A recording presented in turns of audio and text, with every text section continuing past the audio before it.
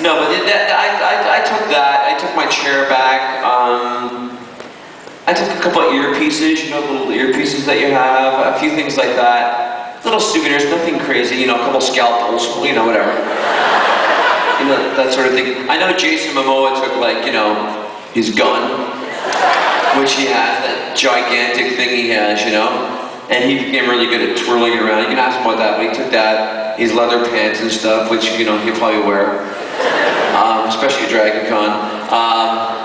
You know, things like that. I don't know what anybody else took, but like, they're preserving this set. Hopefully there'll be a movie. That's why, you know, so I couldn't take the actual set. But I remember the season one, when we first saw the set, you kind of like, whoa, this is pretty cool. Because you walk in, I don't know if you've ever been there, but it looks like a nightclub, right? You walk in, and Rainbow, you know, Rainbow's on Frank's, right? He looks at it, he goes, I could totally DJ up there. Nice thing to do. You know, I'm like, yeah, totally. You know, it's pretty cool.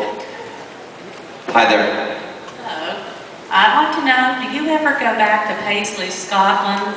And if you do, where's your favorite place to go, or your favorite place in Scotland? Can I ask you a question? Yes. Are you hitting on me? Because it's working right now. That's good. Shy. Do I have to go back? I know a gorgeous man when I see one. Good speaks. Thank you, Georgia. I go back, when you fly into Glasgow, you actually land in Paisley. So I was supposed to go back there for a convention last Christmas, but I ended up working on something, so I could not make it. But I go back from time to time, and I'd love to go back. Maybe next year I'll go back, but I love going back to Scotland. It's amazing, you know. And my goal always when I did the show, when I first read for the show, you know, there's many accents that maybe you'll have, like in Georgia or whatever. There's different variations of the accents, right? So obviously with Scottish accents, there's not just one Scottish accent. So when they thought I was going to do Beckett, they thought I was going to talk like last week, very quick like that. You know what I mean? Like that sort of accent, like that, quick. No one understand what the hell you're saying, for God's sakes. Like that thing. So I said, no, there are educated Scottish people who go to university and speak like that very much. You know, and like, oh, thank God you're not a Glaswegian. I'm like, yeah, well, I kind of am, but whatever. So, it's fantastic to be able to go back there and have Scottish people think, oh, for God's sakes, I thought you're from Scotland. I said, yeah, I am. You know, I was born there. That's my, I think also when you do an accent, the goal is always, you want the people from wherever you're doing the accent from to think you're from there, right? That would be the goal. Because otherwise you're going, oh my God, that guy's doing a horrible Scottish accent. That was my biggest fear, you know. I said to my dad, when he watched the first episode, my parents, you know, they're like, I'm number 6 out of 7 kids. My dad's almost 80. So we watch the show. My mom and dad come over watching TV. They, you know, they don't really watch it too much. So I have video of it. And we're watching it, and my mom and dad, and they talk nonstop during the show, right? And the show comes on, there's David, myself, and Joe in a scene. And he's like, my dad's like, is that you? I said, no, that's Joe Flanagan. That's you? I said, no, I'm the other guy, Dad, the guy with the Scottish accent. He goes, is that you doing a Scottish accent? I said, yeah, that's bloody good, for God's sake. So I'm like, thanks, Dad. Then David comes up, he said, is that you? I said, no, I'm the other guy, the Scottish guy. So you're just frustrated, right, watching it with them. My mom's like, would you like some tea and toast? I'm like, yes, I would, that'd be great. They can't sit down. God bless you. Thank you. Hi there. Hi, I was wondering, how do you relate to Dr. Beckett, and in what ways do you find yourself different? How do I relate to Dr. Beckett, and what ways do I find myself different? I think that every character, as an actor, in my opinion, is an extension of yourself to a certain degree. You know, I think you bring, I always like to say, whenever I go in for anything, I bring a little piece of Polly into it. You know what I mean? Like a little piece of myself into the part.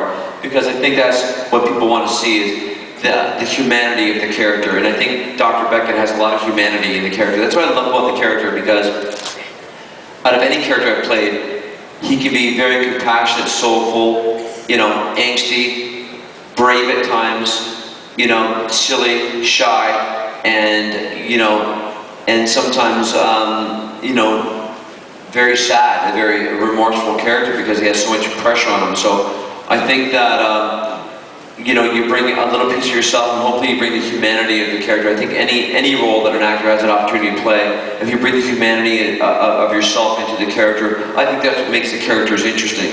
We have an opportunity to do that, and you bring a little bit of yourself into it.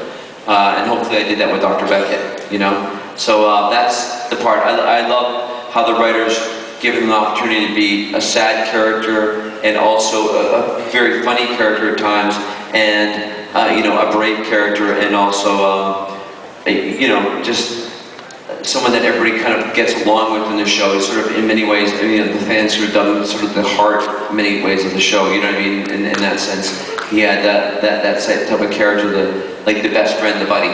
You know what I mean? And he's very handsome. So the writers wrote that. Thank you. Anyway, that's my opinion on the character. I mean, I think it was the kind of character you want to play because he gets to do so much. It's just not one-dimensional. Which is, as an actor, you want to play, a character like that. Sometimes he's just not beating people up or he's screaming all the time. He's sensitive, and at times he can be very, powerful. So it's a very interesting character to have an opportunity to play.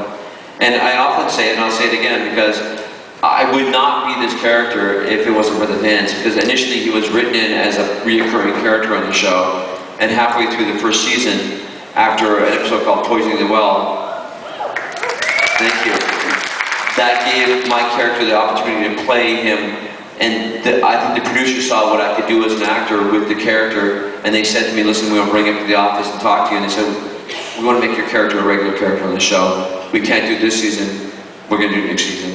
And I was in 17 of the first 20 episodes, and then they made him regular next season.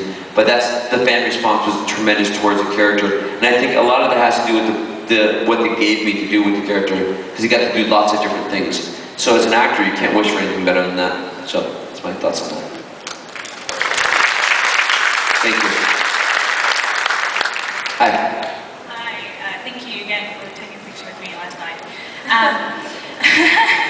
I told you not to do any better. Oh, sorry about that, yeah. So I want to know, what is your favourite moment with Joe Flanagan? My favorite moment with Joe Flanagan? Not when he put all those rocks in my backpack, I'll tell you that right now. Joe is a really, really funny guy. I gotta tell you, First you meet Joe, he's like, actually I'll tell you my favorite moment with Joe Flanagan. We did the read-through for the show initially, and that's kind of when I thought, okay, I was cast in this show, and I was supposed to go to Portugal for a film festival when I first got cast in the series. And my agent called and said, listen, you got cast in Atlantis. You can't go. I'm like, why? In a couple days, she's like, well, no, you're in like 12 days of the pilot, and then they've got you written into 4 episodes already. I'm like, really? She's like, yeah. I'm like, cool, all right. Good. And they invited you to the cast read-through at the studio. I'm like, okay. So I go there and meet everybody. So I'm not really a regular on the show, but I'm the only one that's invited that's not a regular to do the reading of this pilot. So I get there, and, only the producers know I'm doing a Scottish accent. So I meet everybody, including Joe Flanagan. He's there, he just flew in from LA. Scott, how you doing, man? What's your name? I'm like, I'm Paul McGillion, how you doing? Cool, who you playing? I said, Beckett. Cool, man, cool. What's up, where am I sitting? He's over there, Joe's there, Robert Patrick's there.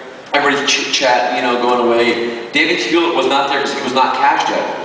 I'm sitting beside Rachel Luttrell, Rainbow Sun Francis sitting beside me. Rachel's on this side of me, Joe Flanagan, Robert Patrick, and then, all these people from Sci-Fi and MGM, so I'm kind of nervous, you know what I mean? I'm like, I haven't done this before, so I'm sitting around, I've done a lot of theater, so I'm not worried about, but Beckett has some of the first lines of the entire pilot when he's stuck in the chair and stuff, remember that? We're sitting in the chair.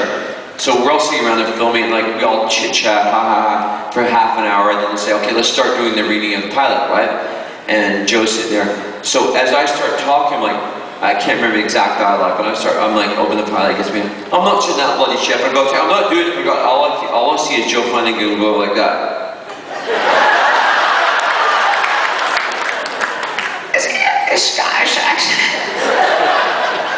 That's right, hot shot, exactly. Get used to it.